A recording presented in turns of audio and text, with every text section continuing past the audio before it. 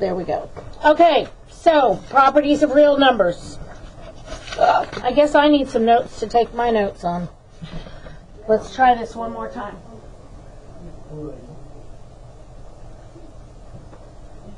Left your feet under me. Oh. You left your feet under the desk? I left my feet under the desk, I know. I'm a hippie. I was born to be barefoot all the time. All right, here we go. So we've got an example, and we want to name the property. So if you notice, A is being multiplied by B, and A is multiplied to C. So that is the same as saying A times B plus A times C. We want to look down our list and see if we can find the property that goes with that.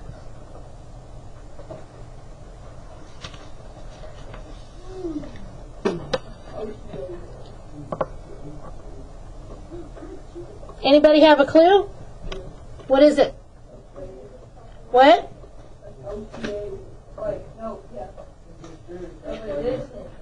No. It's that you are distributing the multiplication. So it is called the distributive property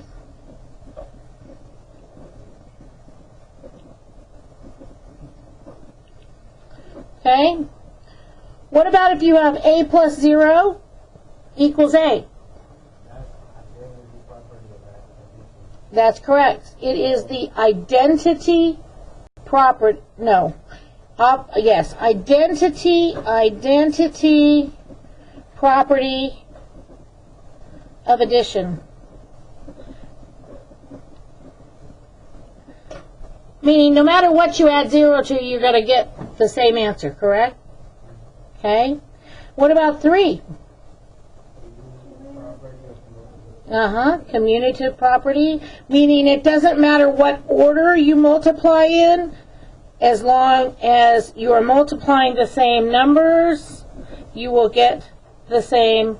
And I might start going like this by about now, okay, just to shorten my little answers. Ooh, -1 times -4 gives me +4. What is that?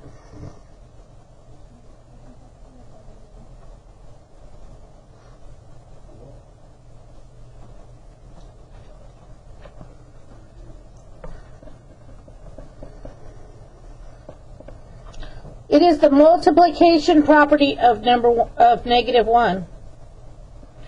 So this property allows us to change, like if we have -x or -4x is equal to 20, or -x is equal to 20, we can get that x to be positive because we can't leave our variable negative.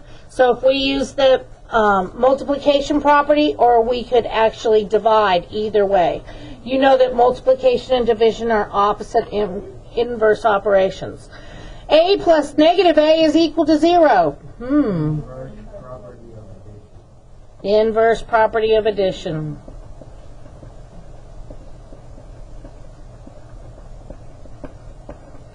Okay.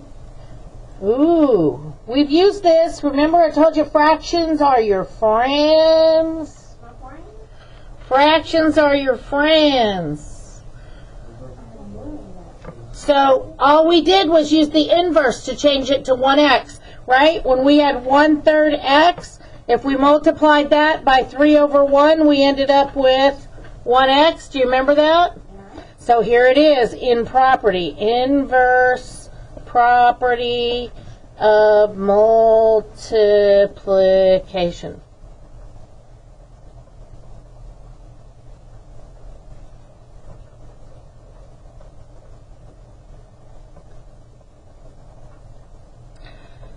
All right, what about this?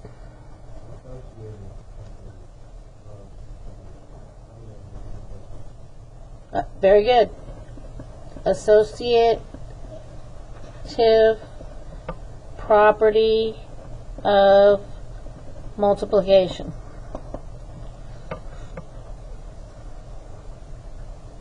Next one.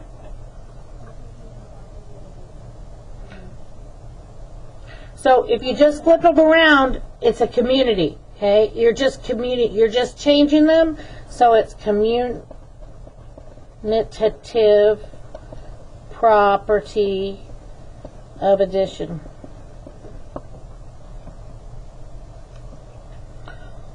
Oh, times 0.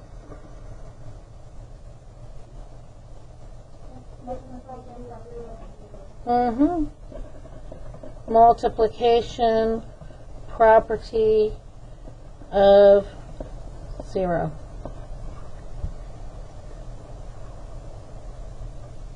One times 3 is 3.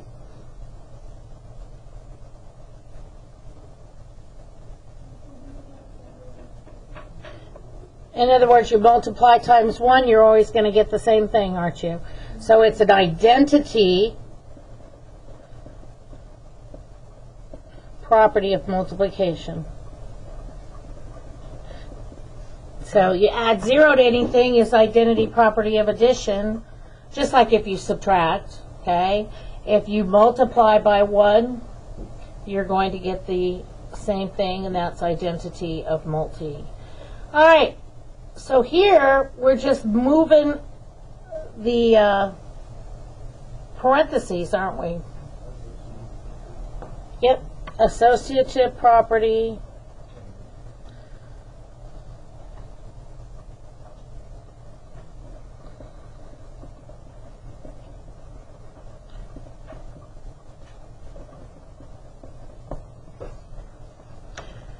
You're never going to have to identify these per se on a test, so don't think that you need to sit here, but it's good for you to understand what they are, to know what they do, what they will do for you, especially as you solve more and more complicated equations.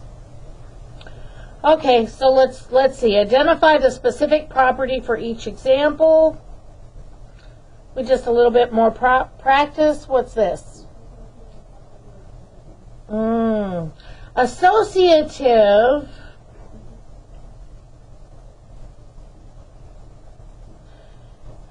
everything is in the same order, right? Or has order changed? It's changed. But we're using parentheses. Up here, did our order change? No.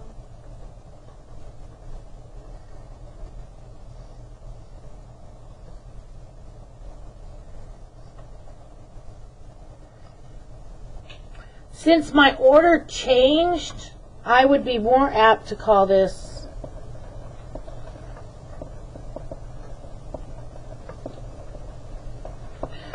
do you see how on community property it changes? Okay.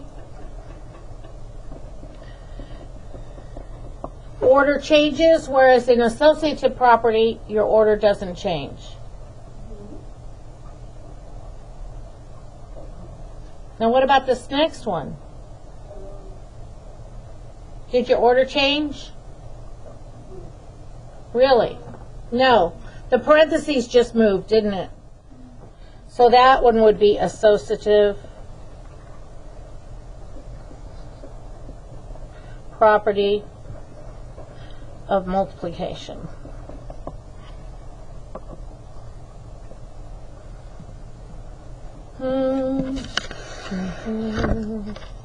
What happened here?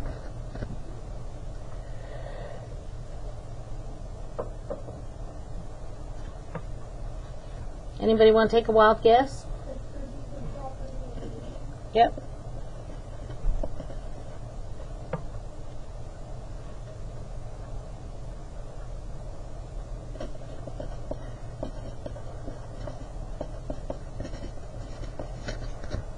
And the last one?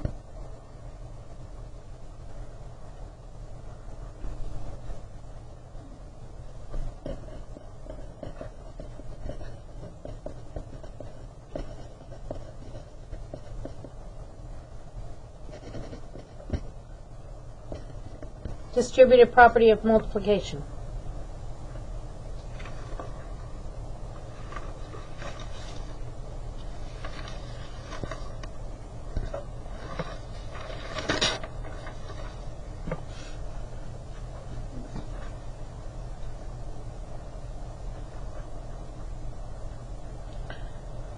Okay, flip the page.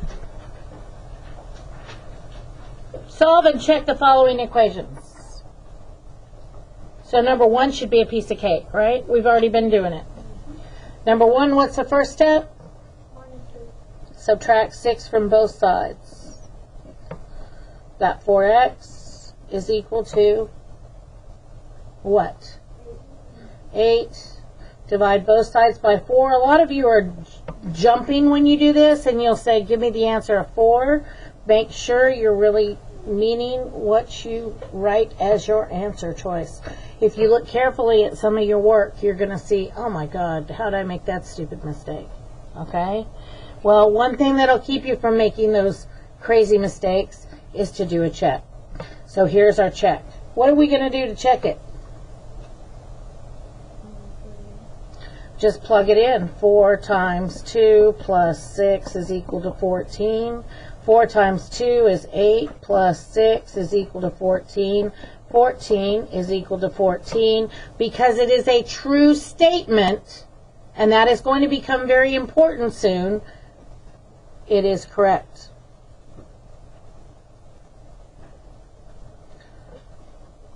Number 2 should be easy for you. You got a negative 1 here, so I'm going to put my invisible 1 in, and I'm going to do what? Subtract 7. This is another mistake. You'll leave off the negative sign I see a lot of times when you're combining those last terms over there. I've got negative 1p is equal to negative 20. And then I divide by a negative 1, and you'll give me an answer of a negative instead of, now it is a positive 20. So if I check, I'm just going to do negative 20, right? Plus 7 is equal to negative 13. And yes, the difference between, because yesterday we learned to say 20, different signs. 20 take away 7 is 13. Take the sign of the larger, which is negative 13 is equal to negative 13. Therefore it checks, and you are good to go. Okay? And I'll show you, sometimes things are crazy, but no matter what you do to one side, as long as you're doing it on the other side, it maintains equality. And I'll show you that right here by doing this. If I had negative 1p is equal to negative 20, okay? This is just a side thought, all right? Let's say, just for kicks, I'm going to take this side and I'm going to multiply it by negative 5. And then I'm going to take this side and I'm going to multiply it by negative 5. All right? As long as I do the same thing to both sides, I'm never going to change the equality of the equation. I get 5p is equal to 100. Well, guess what? Divide it by 5 and I get p is equal to what? 20. Oh, look at that. Look at that. Do you see that it maintains your equation? As long as you do what you do on one side, you do to the other, it doesn't really matter what you do. Eventually, you should get the same answer. Okay? All right, I'm going to come up here only because these are more complicated. And I'm going to write it up here where I've got lots of room. 9 is equal to r over negative 3 plus 4. How many of you does that bother? It's okay if you say yes. All right. First off, it's the opposite of what you like to see in an equation. Okay. You are used to seeing this equation. I'm going to write it right down here as r over negative 3 plus 4 is equal to 9. Aren't you? Okay. And if you're more comfortable with it written that way, have I changed the value of 9? Have I changed the value of 4? Have I changed the value of r over negative 3? Okay, so I can rewrite it as long as I keep that r over negative 3 and 4 on one side, and I put the 9 on the other side. Ben, are you awake today? Okay, just checking. Okay? Alright, so it doesn't matter, but eventually it'd be nice if you can get used to this, but I'm telling you, I had a student one year, did not like it, did not want it, changed everything he ever saw. Okay? That's okay. So, remember I said that r over negative 3 is the same as negative r over 3. Do you remember that? Which is the same as negative 1r over 3. Does everybody realize that? Okay? So, the first thing I'm going to do here is I'm going to bring my constants together and leave my variable by itself. So, I'm going to subtract 4 from both sides. 9 minus 4 is 5 is equal to r over negative 3. And I might put a 1 there just so I remember that that's a 1 up there. Especially when I'm first starting out, I mean, they would throw me too. And especially because students are freaked out by fractions. You're going to love fractions by the time we're done with this class. You're going to think fractions weren't no big deal. What was my problem? Okay? So, I got to get rid of that fraction. What am I going to multiply by? The opposite inverse. Okay? So I'm going to multiply by negative 3 because I need this to turn out to be what? Positive. So if I multiply that side by negative 3, multiply this side by negative 3, my negative 3's cancel out. Now hold on here a minute. The inverse of negative 1 over 3 is negative 3 over 1. And I know I've shown this to you, but I'm going to show you this many, many times. Okay? I would expect when you do your work, if you get used to this, do your problem on this side, leave this side for all your computation stuff that you do. Don't try and compute inside your problem. Alright? If you notice when I did this on paper, I've got all this computation stuff over here, and I've got my problem over here. Okay? It just helps you stay organized. So, I'm doing that over here. So remember that when I do that, I'm really taking negative 1/3 times negative 3 over 1, which is the same as taking negative 1 times negative 3, which gives me positive 3, and 3 times 1, which is positive 3, which gives me the 1 that I needed. And that's why I'm doing this. Over here, I'm just canceling before I multiply, simplify before I multiply.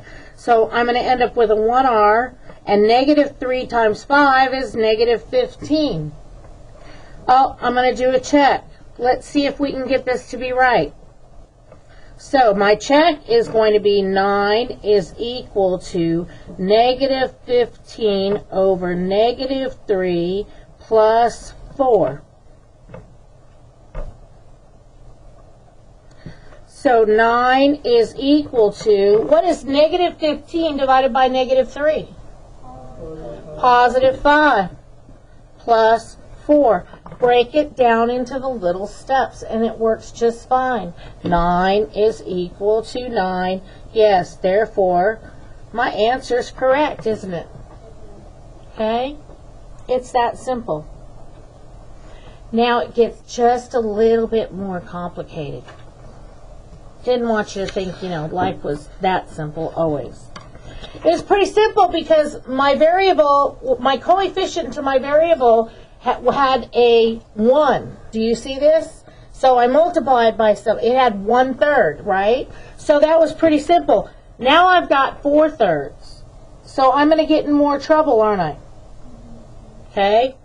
So right now I need to subtract what? I need to add 2/3 to both sides first. Okay?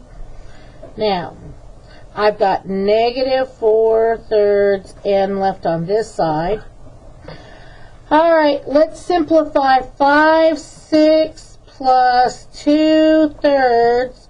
Well, thirds can be made into what? 6. 3 times 2 is 6, so 2 times 2 is 4. So now I have 5, 6 plus 4, 6. 5 plus 4 is what?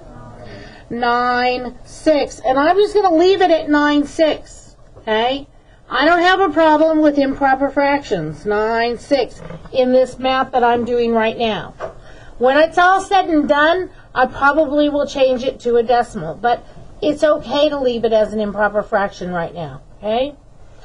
So now to get rid of this negative 4/3, I have to multiply by the inverse, and since it's negative, I also need to multiply by a negative number. So, negative 4/3, if I was doing this my own way, all I would do is come over here and write negative 3/4. Then I would come over here and write negative 3/4. But I'm going to show you the long, drawn-out way, okay, so that you see it. Negative 4/3 times negative 3/4. Negative 4 times negative 3 gives me positive 12. 3 times 4 gives me 12. That gives me 1, and that's what I need over here, correct? Or I could cancel my 4s, cancel my 3s, my negatives cancel my negatives, and I end up with 1n, don't I? And that's what I ended up with. Now I just got to clean up the other side. And multiplication of fractions is the easiest thing to do. Negative 3/4 times 9 over 6. Do you see why I left it as an improper fraction rather than if I had to multiply a fraction times a decimal? Isn't that a lot harder? Okay? You'd have to change your fraction to, and you can't multiply with a repeating decimal. It'll never work. You'll never get the right answer. So you'll never, in algebra, you'll always change it to 2/3 or 1/3 and multiply with a fraction because you don't get the right answer. You can't just say, well, 6 repeating. How do you multiply with 6 repeating? You can't. Okay? Not get an accurate answer. So, 3, I could sit now. I'm going to show you both ways. I have to. Negative 3/4 times 9 over 6. So, way number 1, okay, is negative 3 times 9 is negative 27. 4 times 6 is 24. Now, does 27 and 24 have anything in common? Well, no. 3, correct. So, divide this by 3, divide this by 3, and I'd end up with negative 9 over what? 8. Okay? Now, if I'd come over here and used my, this is way number 2, okay, used my simplify before I multiply, all right, I would know that 3 goes into itself how many times? 1 time. 3 goes into 6 how many times? 2 times. I can't do anything with the 9 and 4. They have nothing in common. Negative 1 times 9 is negative 9. 4 times 2 is 8. If you could learn to simplify before you multiply, it's a heck of a lot easier. Okay?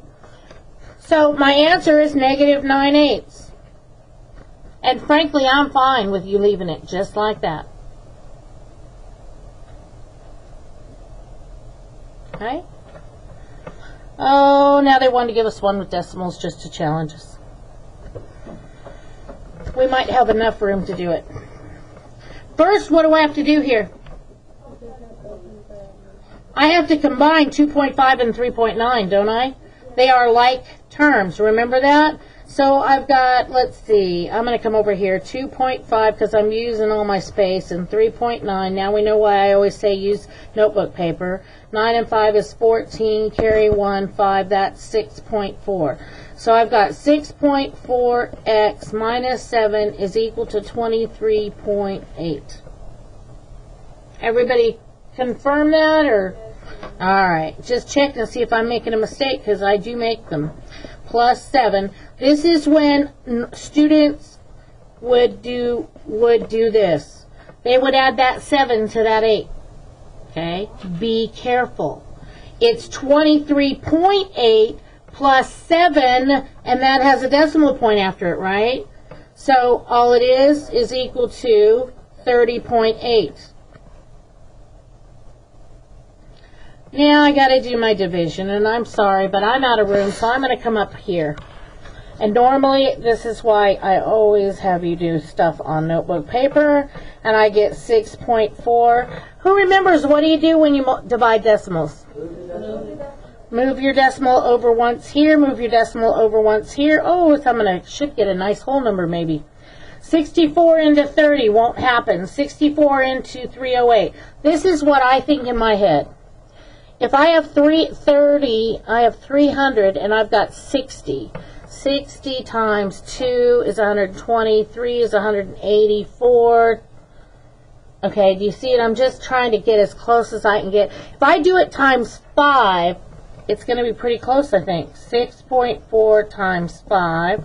20 carry 2. Up, too much, right? Okay, so the most I'm going to be able to do is 4. 4 times 4 is 16, carry 1. That's 25. So then I get 2 and 30, 52, and I have to add a 0. Oh, let's see here, 6.4. Now we need it. 60 will go into 500. What?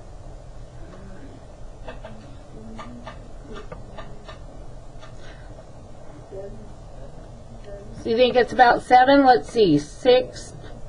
64 times 7 would be 8, 4, or this is a 2, 42, 44. That's not a, can I do one more?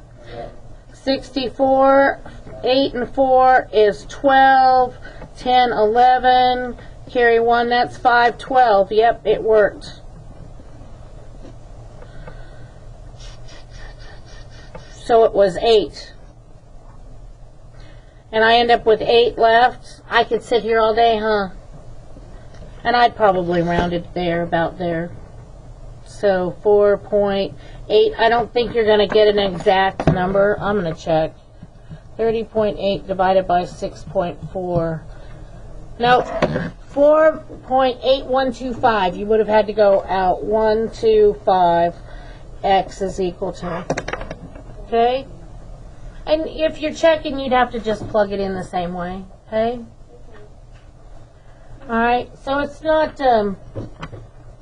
not too horrendous. You're going to get a couple of challenges on your homework like these. But I will